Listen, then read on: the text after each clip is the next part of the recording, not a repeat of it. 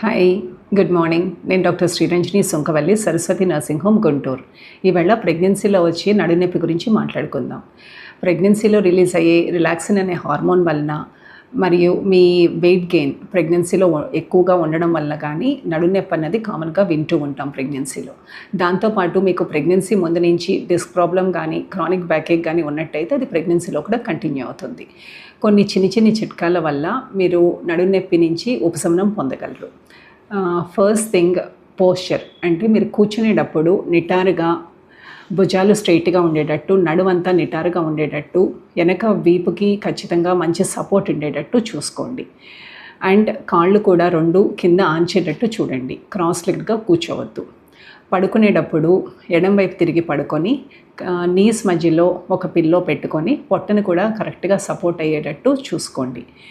And కింద నుంచి ఏమైనా వస్తువు తీయాలంటే మీరు నడు నుంచి వంగకుండా కాళ్ళు వంచి కూర్చుని తీయడం మంచిది. దీంతోపాటు మీరు చిన్ని exercises like cat cow pose కానీ అండ్ స్టాండింగ్ పెల్విక్ టిల్ట్ కానీ చేయడం వల్ల మీకు నడునొప్పి నుంచి మంచి ఉపశమనం కలుగుతుంది. ఇప్పుడు కూడా కంటిన్యూస్గా ఒకే చోట నుంచుని కానీ కూర్చుని కానీ పని చేయొద్దు. ఎవ్రీ 1 to 2 అవర్స్కి ఒక 2-3 minutes అయినా కొంచెం లెగసి అటు ఇటు తిరుగుతూ ఉండండి.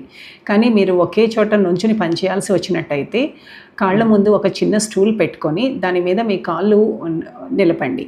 ఒక కాలు నిలిపి కొంతసేపు తర్వాత ఇంకో కాలు మార్చండి. దీనివల్ల నడునొప్పి రాకుండా ఉంటుంది. దాంతోపాటు మీరు ప్రెగ్నెన్సీలో సప్లిమెంట్స్, మెయిన్గా కాల్షియం అండ్ వైటమిన్ డి సరిపడగా తీసుకుంటున్నారా లేదా చూసి గమనించుకొని కరెక్ట్గా తీసుకోండి. మీకు దీంతోపాటు నొప్పి తగ్గనట్టయితే కనుక హాట్ ప్యాక్ కానీ కోల్డ్ ప్యాక్ కానీ వాడినట్టయితే మంచి ఉపశమనం లభిస్తుంది. మీకు ఇవన్నీ చేసినా ఇంకా నొప్పి ఉన్నట్టయితే ఎసిటమినోఫెన్ లేదా పారాసెటమాల్ వాడచ్చు. మీరు చేయకూడని పనులు మాత్రం ఖచ్చితంగా ఏంటంటే హై హీల్స్ ఖచ్చితంగా వాడొద్దు. రెండోది NSAID group of drugs like diclofenac లాంటివి ఎట్టి పరిస్థితుల్లోనూ పొరపాటును కూడా వేసుకోవద్దు పెయిన్ రిలీఫ్ కోసం. Thank you.